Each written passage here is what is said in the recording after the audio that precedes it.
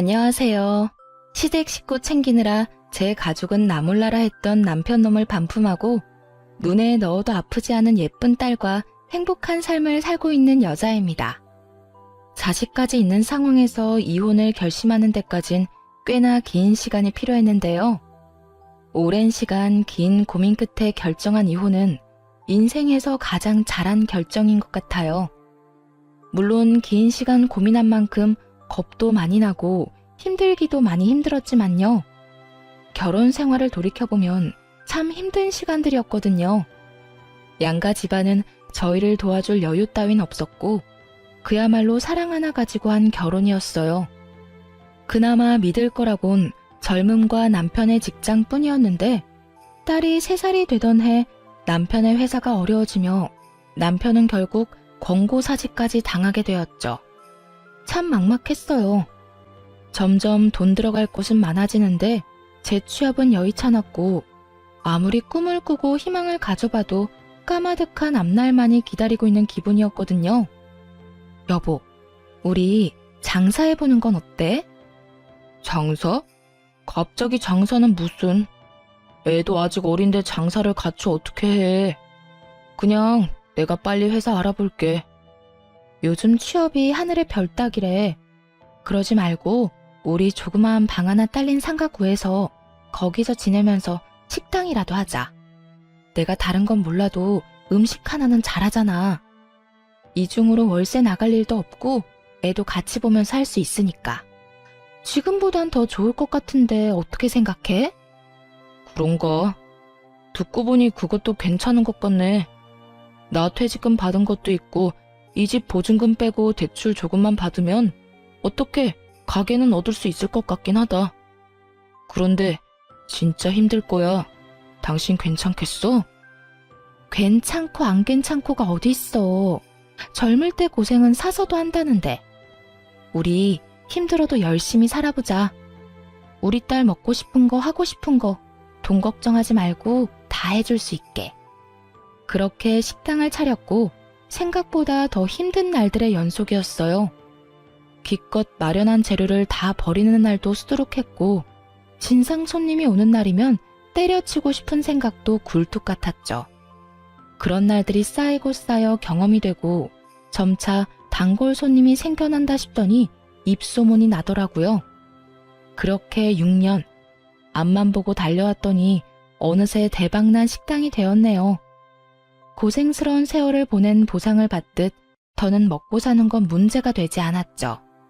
딸이 하고 싶다는 건 걱정 없이 해줄 수 있는 형편이 된 거예요. 그런데 형편이 나아지니 다른 곳에서 문제가 생기더라고요. 그건 바로 시댁과 남편이었어요. 정말 힘들어서 돈 10만 원이 아쉬웠던 시절엔 저희에게 1,000원짜리 한 장 줄 수 없다며 딱 자르던 시댁이었는데 어느 순간부터 돈을 야금야금 빼가고 있더라고요. 남편을 통해 말입니다. 여보, 당신 집에 무슨 용돈을 이렇게나 많이 드리는 거야. 이건 너무 과하잖아. 과하기는 나 장남이야. 이때까진 형편이 안 돼서 못 드렸지만 이제 우리도 먹고 살만 하잖아. 그런 걸로 치면 나도 장녀야. 그런데 난 이 정도로 많이 드리진 않는다고. 이때껏 못한 건 죄송하지만 용돈은 형편껏 해드려야 할 거 아니야. 우리가 이 돈 없으면 굶어 죽는 것도 아닌데 좀 적당해라. 남들 다 부모 호강시켜줄 때 나 몰라라 했던 게 한이 돼서 그래. 그러니까 당신이 조금만 이해해줘. 남편의 심정이 이해되지 않는 건 아니었어요. 장남이기도 했고 여유가 생겨 가족을 돕고 싶은 마음을 이해 못하는 것도 아니었고요. 그런데 시댁에 주는 용돈 금액이 점점 더 커지고 남편의 남동생, 즉 시동생이 장가를 갈 때 집을 사주는 모습을 보곤 이건 아니란 생각이 들더라고요. 언제까지 장사가 잘 되리라는 보장도 없는데 미래는 생각지도 않고 버는 족족 써버리니까요. 미래가 불안한 것도 있었지만 일할 맛도 나지 않더라고요. 시댁 식구 배를 불려주려고 일하는 건가 싶은 생각이 들었죠. 여보, 이번에 서방님 집 해준 거 우리도 무리였던 건 당신도 잘 알고 있지? 무리는 무슨. 그까짓 돈 또 벌면 되잖아. 그까짓 돈? 우리가 벌고 싶다고 하면 언제까지나 잘 벌 수 있대? 도대체 뭘 믿고 돈을 그렇게 쓰는 거야? 우리 딸 아직 어려. 대학도 가야 하고 시집도 보내야 하는데 이렇게 버는 대로 다 줘버리면 어쩌자는 거야? 아, 진짜 말 맞네. 그러면 하나뿐인 동생이 장가를 간다는데 우리처럼 월세살이 시켜? 우리도 이만큼 고생했으니 너도 그 정도 고생은 해라. 이러란 말이야? 아, 말을 말자 말을 말아. 여기까지만 해. 더는 도움 주지 말란 말이야. 지금까지 한 것만 해도 장남으로서 차고 넘치게 했다고. 나 진짜 앞으론 가만 안 있을 거야. 정말 진짜 진심이야. 알겠어? 그래, 알겠어. 아, 알겠다고. 잔소리 좀 그만해. 이젠 결혼할 동생도 더 없다고.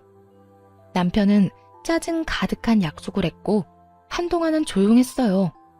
그러는 와중에 제 여동생이 결혼을 하게 되었고 결혼 선물로 좋은 침대를 사주고 싶더라고요. 어릴 때부터 동생이 좋은 침대를 가지고 싶다고 했었거든요. 그래서 침대를 알아보기 시작했는데 남편이 어떻게 알았는지 화를 내더라고요. 당신 처제 결혼 선물로 침대 사주려고 그래? 왜? 왜? 몰라서 물어? 침대가 얼마나 비싼데 그런 걸 결혼 선물로 한다는 거야? 당신 정신이 있어 없어? 기가 막히더라고요. 본인은 지 동생 결혼 선물로 집 사는 데 쓰라며 거금을 보태준 건 기억에서 아예 지워버린 듯 했죠. 그러고선 뻔뻔스럽게도 모작 침대로 화를 내더군요. 거기에다 그간 남편이 시댁에 쓴 돈이 얼만데 왜 저딴 핀잔을 들어야 하는지도 이해가 되지 않았고요. 당신은 당신 집에 간이고 쓸개도 다 빼주고 다니면서 난 내 동생 결혼 선물로 침대 하나 못 해줘? 아니, 아무리 그래도 침대는 아니지. 그냥 이불이나 좋은 거 사줘. 그러면 되지. 당신이 그렇게 좋은 거 막 해주면 처제도 부담스러워한다고. 말 같지도 않은 소리를 잘도 해대더라고요. 그래서 어떻게 했냐고요? 뭘 어떻게 했겠어요. 대꾸할 가치도 없는 말은 사뿐히 무시하고 가격대가 있는 침대를 선물했죠. 동생이 참 기뻐하더라고요. 그간 식당 일이 바쁠 때마다 와서 동생은 돈 한 푼 받지 않고 돕기도 했고 언니로서 뭐 하나 제대로 해준 것이 없어 마음이 불편했거든요. 동생이 그다지도 기뻐하는 모습을 보니 뿌듯한 기분이었어요. 동생에게 침대를 선물한 사실은 당연히 남편의 귀에도 들어갔고 또 당연하다시피 시댁에서도 알게 됐더라고요. 너 그게 사실이니? 네 동생 결혼하는데 비싼 침대 선물했다는 거. 네, 사실인데 무슨 문제라도 있나요? 무슨 문제? 그걸 몰라서 물어? 침대 비싼 거는 한두 푼도 아닐 텐데 그렇게 굳이 왜 침대를 선물해? 그냥 좋은 이불 세트면 되지. 그렇게 헤프게 낭비하면 돈을 어떻게 모으니? 동생에게 침대를 사준 것으로 둘이 얼마나 긴 토론을 해댔는지 남편의 말과 토씨 하나 틀리지 않고 읊어대는 시모의 말을 듣는데 이대로는 안 되겠다 싶더라고요. 이때껏 돈은 돈대로 쓰면서도 생색 한 번 내지 않았더니 그래서 이토록 당당한가 하는 생각이 들기도 했고요. 어머님, 저 이번에 동생한테 돈 쓴 거 처음이에요. 아범은 사방님 결혼할 때 집 사는데 보태라며 큰돈 턱턱 내놨잖아요. 그것뿐인가요? 시댁에 돈 필요할 때마다 아범한테 받아간 거 다 알고 있어요. 재작년에 이사도 아범이 시켜줬고요. 제가 제 동생한테 고작 침대 하나 사준 게 그리도 싫으시면 환불할게요. 대신 이때껏 아범한테 받아간 거 다 돌려주세요. 그러면 저도 침대 환불하고 동생한테는 이불로 다시 사줄 테니까요. 이렇게까지 강하게 나올 거라 생각하지 못했는지 시모는 조금 당황한 듯 했지만 물러서진 않더라고요. 뭐야? 너 지금 나 협박하니? 협박이라뇨? 정당한 요구인데요. 돈은 아범이나 저나 같은 시간 같은 고생해서 버는데 쓰는 건 아범이랑 시댁에서 다 쓰잖아요. 저희가 돈 못 모은 건 다 시댁 때문이라고요. 시댁이랑 친정이랑 똑같니? 어디 비교할 게 없어서 시댁이랑 친정을 비교하는 거야? 우리 아들이야. 장가가도 우리 집사람이지만 네 동생은 시집가면 그만인데 돈을 왜 써? 요즘 세상이 어떤 세상인데 그런 말씀을 하세요? 하여튼 전 동생한테 침대 정도는 꼭 해줄 생각이니까 정 제가 친정에 뭘 하는 게 싫으면 아까 말했다시피 이때껏 아범한테 받은 거 다 돌려주세요. 그러면 침대도 환불하고 친정에 돈도 안 쓸게요. 너 진짜 이딴 식으로 나올 거야? 네, 저 이제 이딴 식으로 굴려고요. 그러니까 더는 제가 번 돈으로 뭘 하든 상관하지 마세요. 앞으로 저 몰래 아범한테 큰돈 받아내는 것도 그만하시고요. 시모는 아무 말도 연락도 없더라고요. 남편 역시 시모를 통해 전해 들은 것인지 한동안은 제 비위를 잘 맞추려고 노력하는 게 눈에 보였어요. 여전히 시댁으로 용돈은 주고 있었지만 더는 큰 돈이 가는 일은 없더라고요. 그렇게 한동안은 조용했는데 동서가 출산을 하며 다시 일이 터졌네요. 동서는 원래도 엄살이 심하고 장깨가 많은 사람인지라 명절 때면 제가 고생이 이만저만이 아니었거든요. 명절만 되면 여기도 아프고 저기도 아프기 일쑤였죠. 어떤 날엔 여자만 걸리는 마법 데이를 내세워 일을 미루기도 했고요. 그런 동서에게 출산은 좋은 핑곗거리였겠죠. 시댁에서 마주칠 때면 남편을 붙잡고 힘들다고 징징대기 바쁘더라고요. 아주버님, 저 요즘 잠도 못 자고 너무 힘들어요. 그이도 회사 일로 바빠서 아무것도 못 도와주고 독박 육아하려니 너무 힘들고 우울해요. 어쩐지 재수씨 안색이 창백하다 싶었는데 힘들어서 그런 거였어요? 네. 아기가 내려놓기만 하면 우니까 화장실도 제대로 못 간다니까요. 도우미분이라도 계시면 좀 살만할 것 같은데 그이 월급으론 도우미까지 부르긴 부담스럽고 그렇다고 혼자 다 하려니 너무 힘들고 지치네요. 그러면 제가 도우미 불러드릴게요. 그까짓 돈 얼마나 한다고. 도와주실 분 불러드릴 테니 걱정하지 마세요.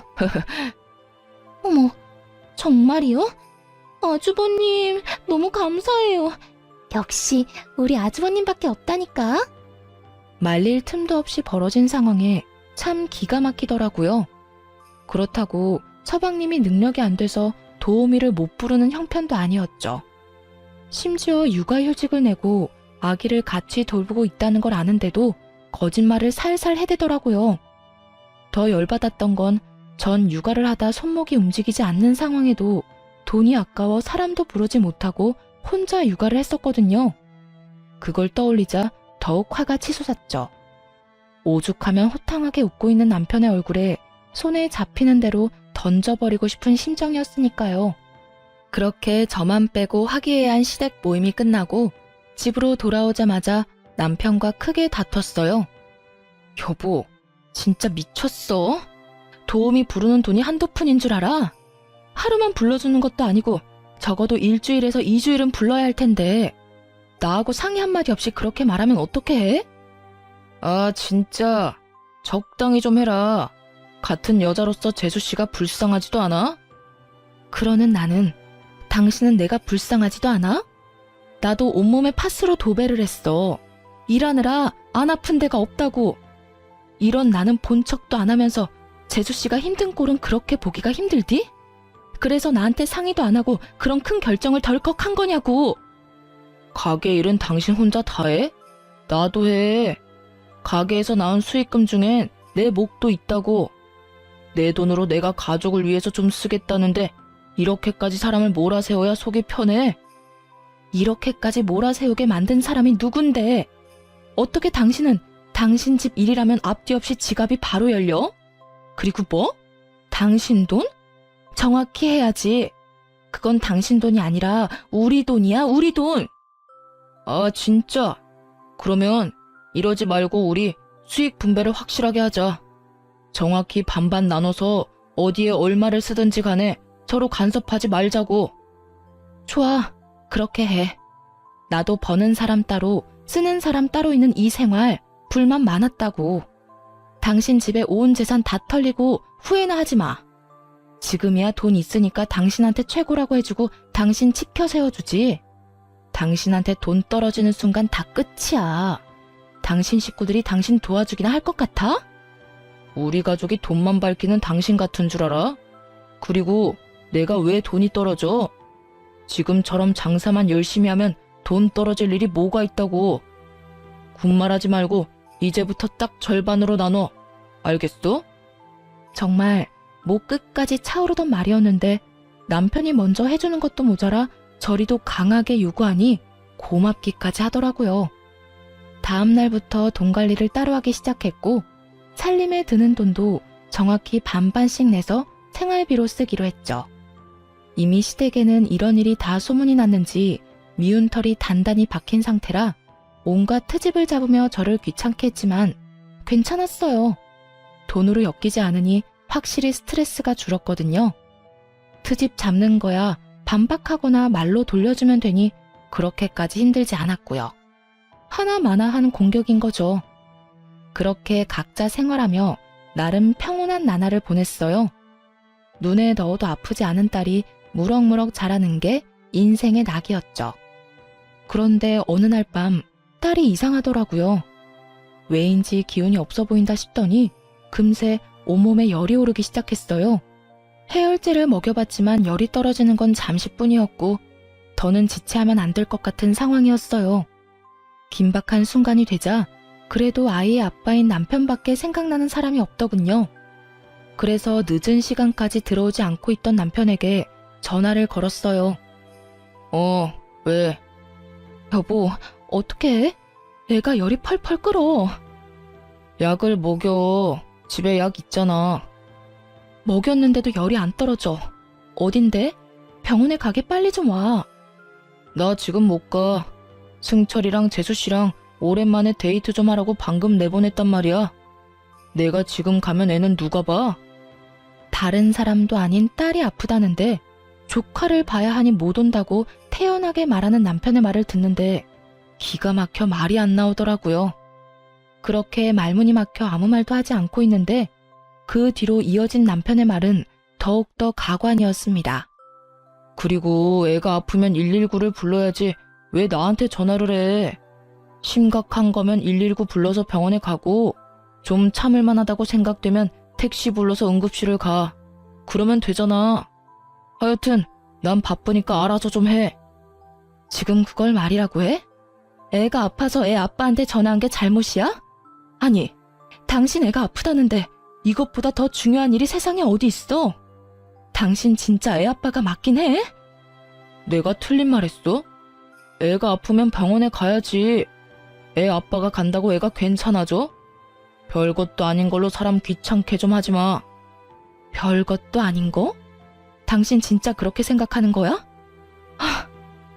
됐어. 또 시댁 일에 눈 뒤집혀서 정작 지 가족은 눈에도 안 보이는 거겠지. 또 무슨 말을 그렇게 해. 당신도 잘 알 거 아니야. 육아한다고 두 사람 제대로 된 데이트도 못하는 거. 오랜만에 데이트 좀 하라고 내보냈는데 이제 와서 내 아프다고 들어오라는 말을 어떻게 해? 하여튼 난 바쁘니까 알아서 해. 딸이 아프다는데 동생네가 데이트를 해야 하니 조카를 봐줘야 해서 정작 지 애한테는 못 온다는 남편. 너무 황당한 말을 들으니 순간적으로 머리가 멍해지더라고요. 이놈이 정말 미쳤나 싶어서 말이죠. 남편은 바쁘다며 전화를 끊어버렸고 결국 전 119를 불러 딸을 데리고 병원으로 갔어요. 다행히 고열은 잡혔지만 화는 서서히 끓어오르기 시작하더군요. 이딴 인간도 남편이라고 계속 믿고 사는 것이 맞는가 하는 생각이 들기도 했고 시간이 지나도 남편이 변할 거란 생각은 들지 않았어요. 이혼한다면 아빠 없이 자랄 딸이 마음에 걸리긴 했지만 이런 아빠라면 굳이 필요하지도 않을 듯 했고요. 무엇보다 딸에게 도움은커녕 상처만 될 것 같기도 했죠. 그렇게 이혼 쪽으로 마음이 기울어진 상태에서 집으로 돌아갔고 집에는 조카를 보느라 많이 지친 남편이 침대에 누워있더라고요. 그 꼴을 보기 싫어 눈을 감고 싶었는데 다음 순간 나온 남편의 말은 정말 온 정이 떨어졌네요. 왔어? 뭐래? 괜찮다지? 적당히 웃음이 섞인 질문. 정이 떨어지는 것은 물론이고 겨우 가라앉힌 화가 다시 확 오르더라고요. 지금 웃음이 나와? 당신이 그러고도 아빠야? 애 걱정은 전혀 안 해? 걱정하면 뭐가 달라져? 그리고 괜찮으니까 집에도 온 거 아니야. 피곤하면 잠을 자. 괜히 나한테 짜증내지 말고 말이야. 내가 지금 피곤해서 당신한테 짜증내는 줄 알아? 당신이 하는 행동이 화가 나서 이러는 거야. 애가 아프다는데 한다는 말이 119를 부르라고? 누군 119 부를 줄 몰라서 당신한테 연락한 줄 아냐고. 그래도 당신이 우리 딸 아빠니까 연락한 거였지. 나도 무섭고 걱정되니까 그런 순간에 당신하고 함께 있고 싶어서 그래서 연락한 거였다고. 그만 좀 해라. 애만 멀쩡하면 된 거지. 별것도 아닌 걸로 성질 좀 내지 마. 우리 딸한텐 당신이 있었고 그때 조카한테 나뿐이었으니까 어쩔 수 없는 상황이었잖아. 가족끼리 서로 돕고 살면 좋은 거지. 언제까지 그렇게 따지고 둘 거야? 입에 발린 말이라도 미안하다. 나도 어쩔 수 없는 상황이었다. 다음부턴 우리 가족을 우선으로 하겠다 등의 말이 나올 줄 알았어요. 조금이라도 미안해하는 기색이었다면 그토록 화가 나진 않았을 텐데요. 남편은 도리어 큰 소리를 내며 저를 예민하고 트집이나 잡는 사람으로 몰아가더군요. 그 순간 분명해졌네요. 이 남자에게 가족은 나와 딸이 아니라 시댁 식구들 뿐이라는 사실을요. 그런 생각이 들고 나자 이혼해야겠다는 확신이 더 분명해졌고 결단을 내렸죠. 일단 저와 딸의 공간에서 남편 놈을 내쫓기로 했어요. 당신은 당신 가족만 챙기니까 문제라는 거야. 결혼하고 당신이 최우선으로 챙겨야 할 가족은 나랑 우리 딸이라고. 시댁이 아니라 우리가 1순위가 되어야지 왜 늘 다른 사람이 1순위야? 난 우리를 2순위로 여기는 가정은 필요 없으니까 계속 그런 식으로 다른 사람부터 챙기려거든. 거기 가서 살아. 여기서 이러고 있지 말고. 뭐? 지금 나보고 나가라는 거야? 나가라면 누가 겁낼 줄 아나? 나도 마주치면 싸우기만 하는 이 집구석 들어오기 싫었다고. 제발 들어와 달라고 연락이나 하지 마. 걱정하지 마. 하늘이 두 쪽이 나도 당신 같은 인간한테 연락하는 일은 없을 테니까. 화를 내더니 그 길로 남편은 집을 나가버렸고 바로 이혼 준비를 하기 시작했죠. 이혼을 준비하며 알아보니 생각보다도 더 많은 돈이 시댁으로 흘러들어갔더라고요.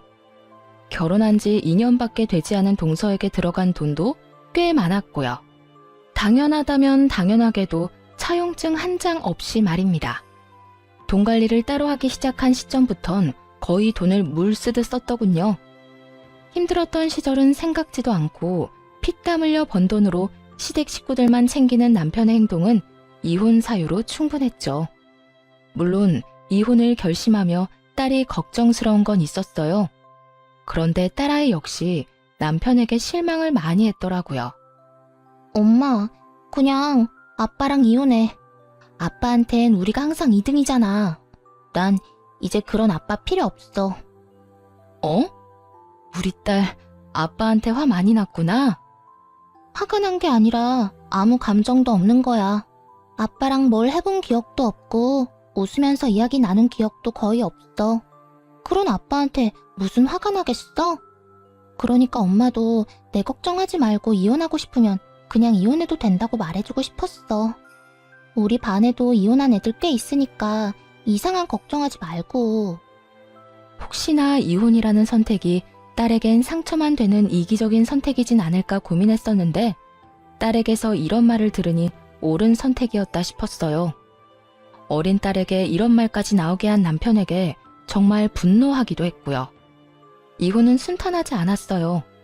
남편이 이혼을 거부한 것은 아니었지만 위자료를 주지 않으려 갖은 애를 썼거든요. 시댁엔 큰돈을 아무렇지 않게 턱턱 내놓더니 저에겐 한 푼이라도 아껴보려 하는 모습을 보며 이혼을 결심하길 잘했다는 생각을 다시금 했네요. 양육권은 두말할 것 없이 제가 가져오게 되었고 위자료 역시 생각보다 더 큰 금액을 받게 되었어요.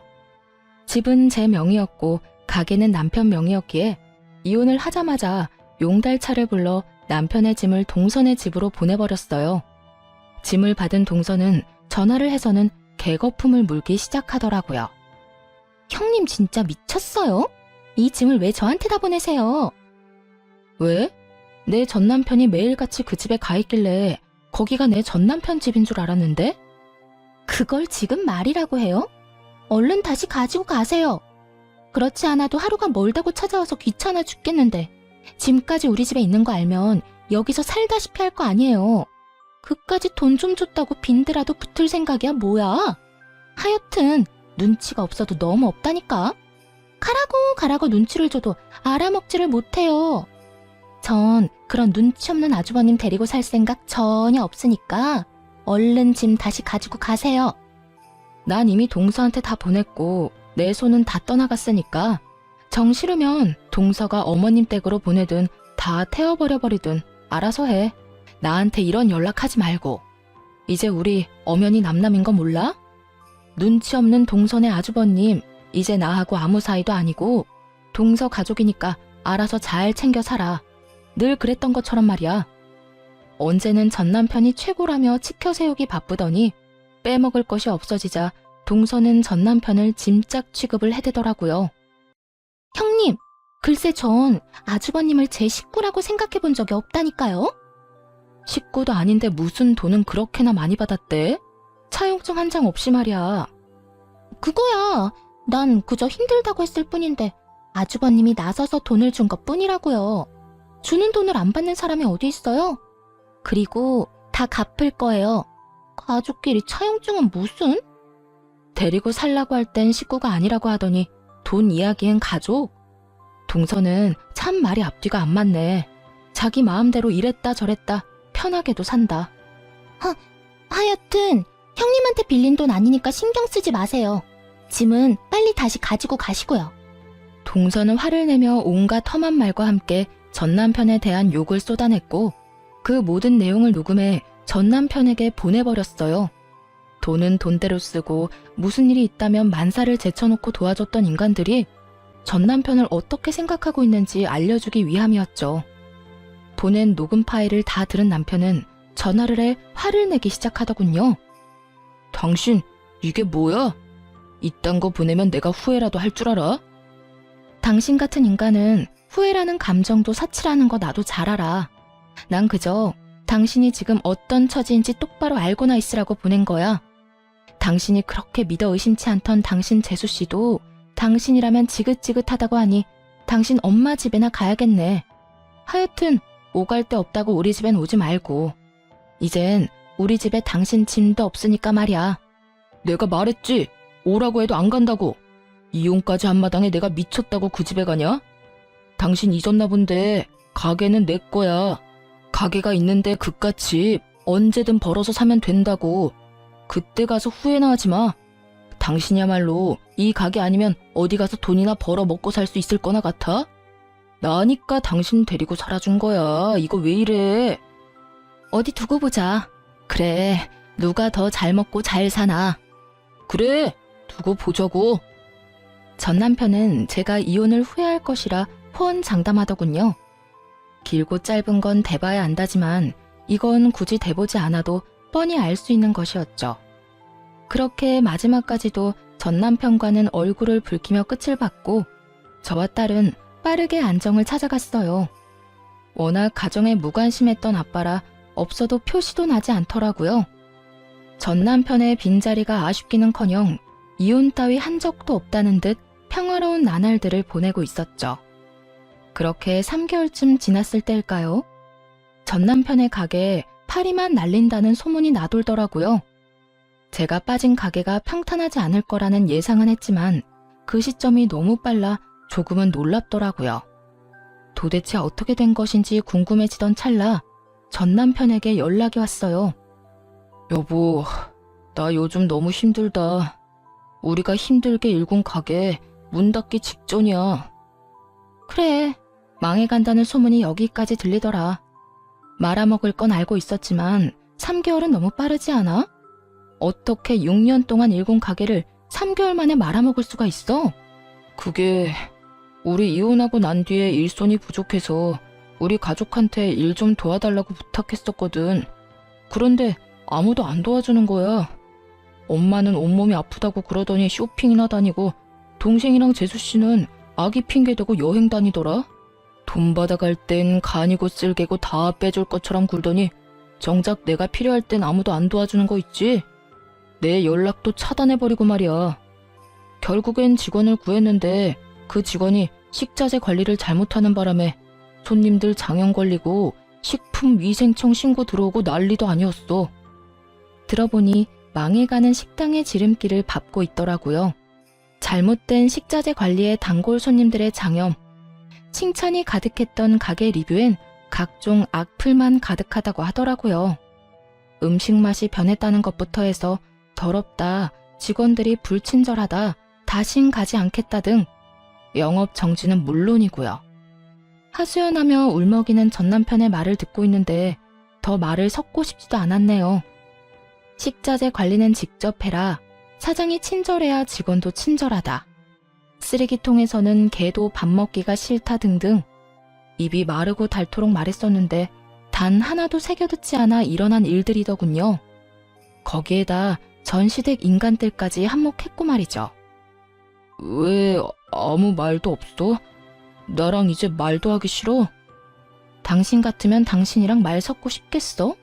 그러게, 내가 뭐라고 그랬어?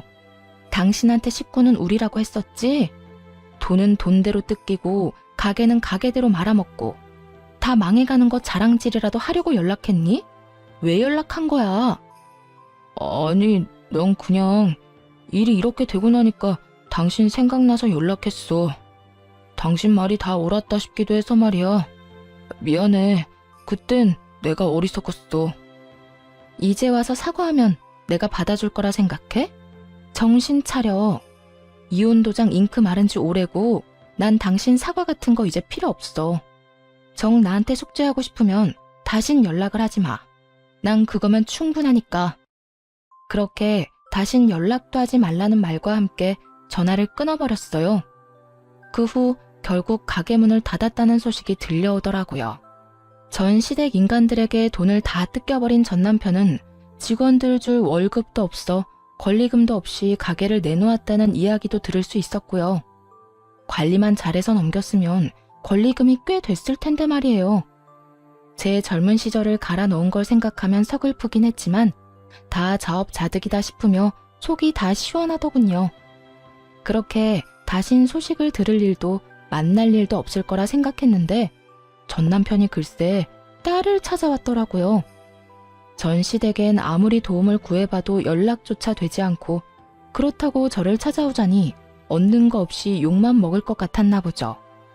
전 남편이 나름대로 잔머리를 쓴 것이었죠.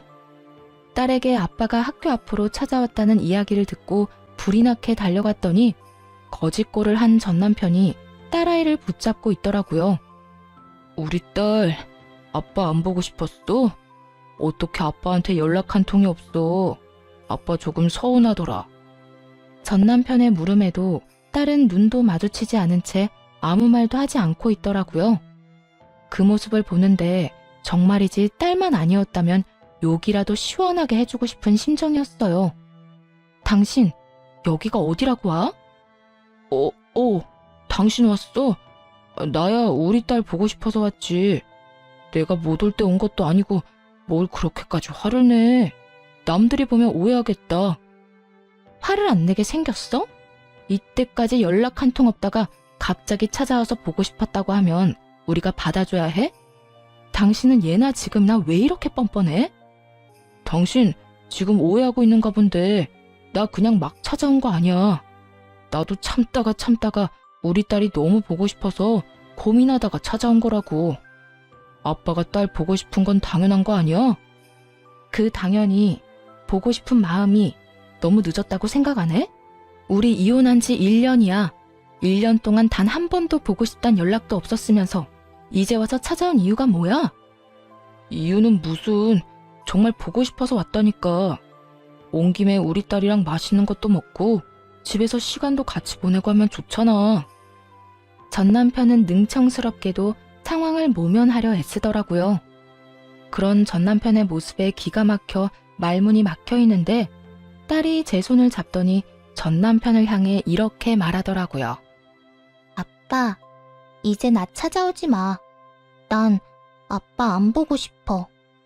딸의 말을 들은 전 남편은 적잖게 당황했는지 눈을 동그랗게 뜨고 딸에게 되묻더라고요.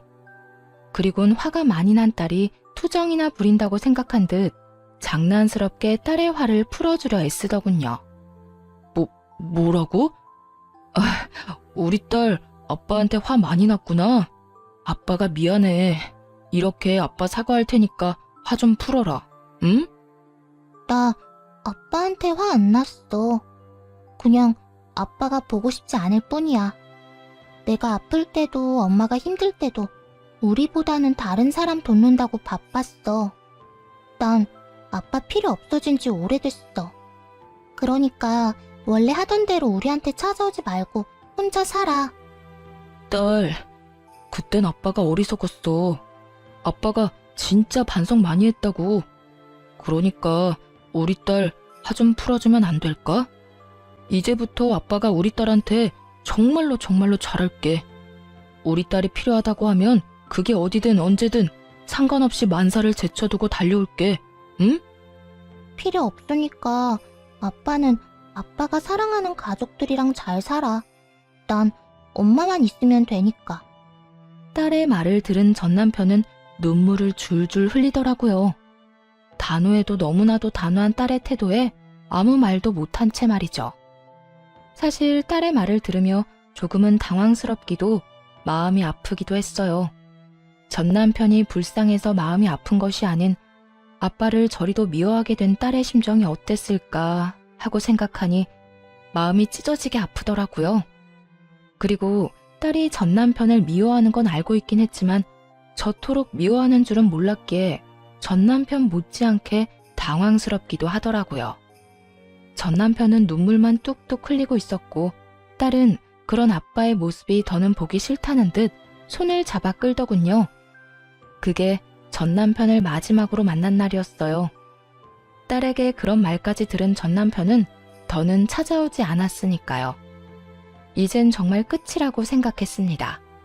그런데 끝날 때까지 끝난 것이 아니더라고요. 당시 동네 마트에서 계약직으로 일하고 있었는데 그곳으로 글쎄 동서가 찾아왔더라고요. 도대체 어떻게 알고 찾아온 것인지 알 순 없지만 찾아와 다짜고짜 한다는 말이 정말 가관이었어요. 형님, 이렇게 숨어있으면 내가 모를 줄 알았어요? 숨긴 누가 숨었다고 그래. 난 그저 내 할 일 하면서 열심히 살고 있는 거야. 갑자기 찾아와서 뭐 하는 짓이야 지금? 뭐 하는 짓? 몰라서 물어요? 당장 형님 남편 데리고 가요. 내가 아주버님 때문에 살 수가 없다고요. 하루가 멀다고 찾아와서 돈 내놓으라고 빚독촉을 해대는데 정말 살 수가 없다고요. 정말 살 수가 없는 사람이 누군데 이딴 말을 하는 것인지 이해가 되지 않았어요. 동서는 마치 제가 이혼했다는 사실을 모르는 사람처럼 몰아세우기 시작했고 그런 뻔뻔한 태도에 화가 점점 치솟기 시작했죠. 살 수가 없으면 돈을 갚아. 그러면 되겠네. 그리고 나랑 그 인간 이혼한 지가 언젠데 날 찾아와서 이 난리야? 여기서 난동 그만 부리고 동서 아주버님하고나 잘 이야기해봐. 말이 통했으면 여기까지 찾아왔겠어요? 내가 정말 살 수가 없다고요. 이미 동네에 소문까지 나서 이사해야 할 판국이라고요. 그래? 이사하려면 집 팔아야 하잖아. 집 판 김에 돈 갚으면 되겠네. 기억하지? 그 집 살 때 그 인간이 큰 돈 보탠 거. 도움받은 금액이 꽤 큰데 입 싹 닫지 말고 얼마라도 좀 갚아. 사람이 그 정도 양심은 지키면서 살자. 어? 형님, 정말 이러실 거예요? 동서는 본격적으로 언성을 높이며 행패를 부리기 시작하더라고요. 여기 귀 먹은 사람 없어. 소리 못 낮춰? 남의 직장까지 찾아와서 이게 도대체 뭐 하는 짓거리야?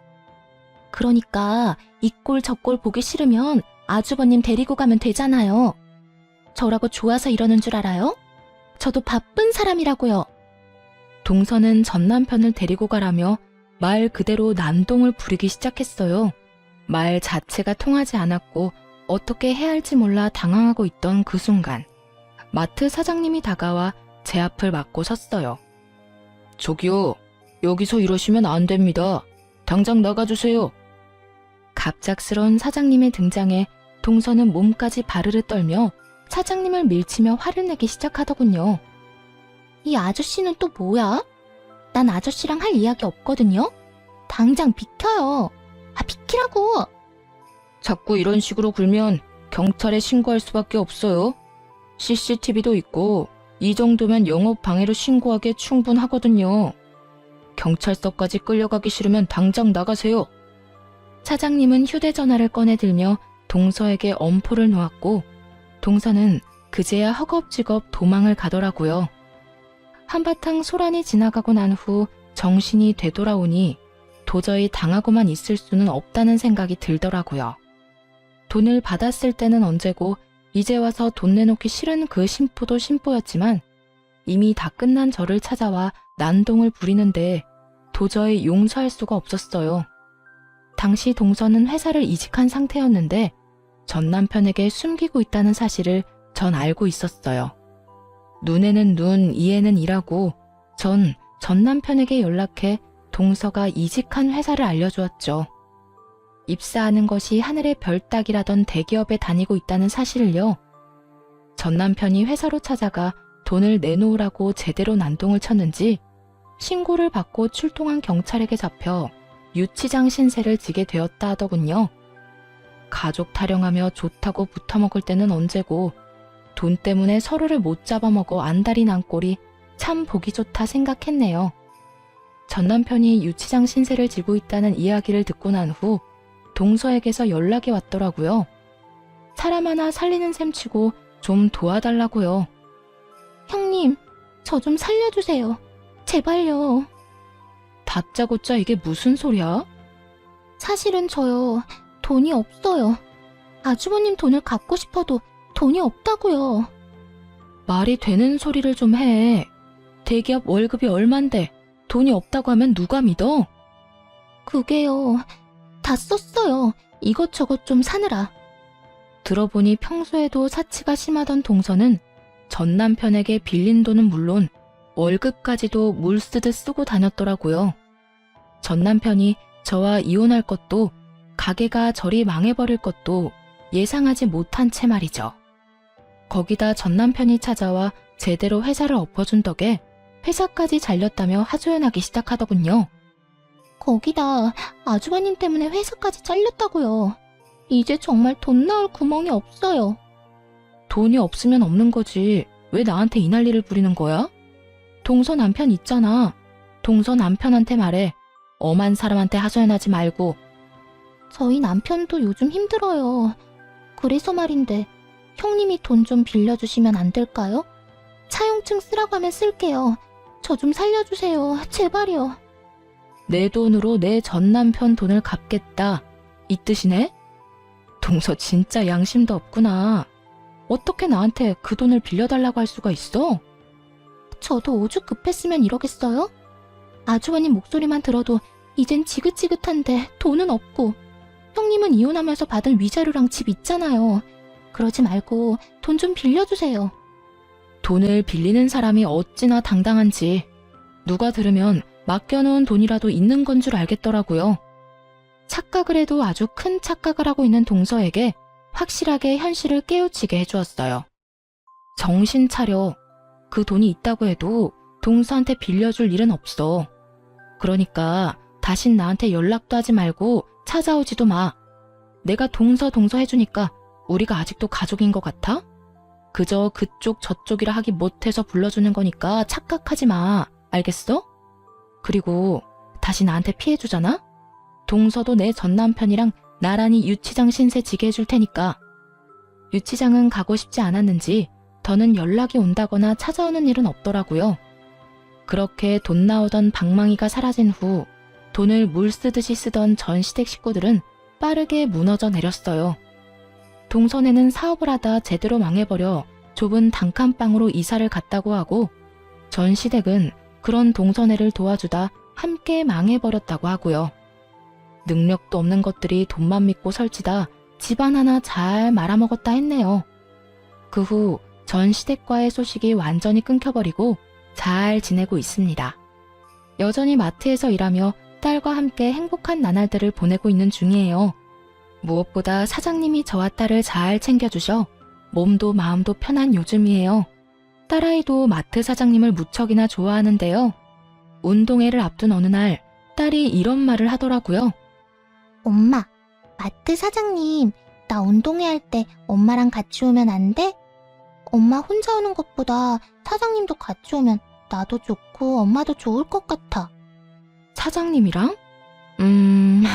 그건 좀 힘들 수도 있을 것 같은데. 아무래도 사장님이 부담스러울 수도 있을 것 같아. 아니야. 저번에 운동회 이야기하니까 꼭 오고 싶다고 했어. 그러니까 엄마가 한번 물어나 봐봐. 아마 꼭 오고 싶다고 할걸? 평소 사장님과 장단이 잘 맞아 친하게 지내던 터라 딸이 함께하고파 하는 마음을 이해하지 못하는 건 아니었지만 조금은 조심스럽더라고요. 그래도 딸이 너무 기대를 하고 있던 터라 조심스럽게 사장님께 물어보았고 사장님은 흔쾌히 함께 하겠노라 말해주었어요. 정말 저도 가도 되나요? 그렇지 않아도 꼭 가보고 싶었는데 초대해 주셔서 감사해요. 요즘도 도시락도 싸고 하나요? 그날 김밥은 제가 쌀 테니 그냥 몸만 오세요. 아셨죠? 결국 사장님과 함께 딸의 운동회에 참석하게 되었고 참 즐겁더라고요. 막상 전 남편과는 딸의 학교 행사에 참석해 본 적이 없는데 사장님과 함께 딸과 좋은 시간을 보내고 있으니 가족이 된 기분마저 들었어요. 그렇게 웃고 떠들며 즐거운 시간을 보내던 중 사장님이 이런 말을 하더라고요. 평생 일만 하느라 혼자 늙어 죽을 거라 생각했는데 덕분에 이런 것도 와보고 호강하네요. 아니에요. 사장님 덕분에 저희가 더 즐거운걸요. 우리 딸 저렇게 즐거워하는 거 정말 오랜만이에요. 감사해요. 곤란한 부탁일 수도 있는데 흔쾌히 와주셔서요. 저 진짜 오고 싶었다니까요. 막상 와보니까 오길 정말 잘했다 싶어요. 가족이란 이런 거구나 싶기도 하고 이대로 한 가족이면 정말 좋겠다 싶기도 하고요. 어때요? 이렇게 가족이 되면 정말 행복할 것 같지 않아요? 나만 그래요? 네? 행복할 것 같네요. 순간 너무 당황하여 대충 대답하긴 했지만 되뇌면 되낼수록 혼란스럽더라고요. 이건 고백인가 해서요. 아무래도 저는 이혼녀에다 딸이 있는 입장이라 항상 모든 것이 조심스러워 사장님의 말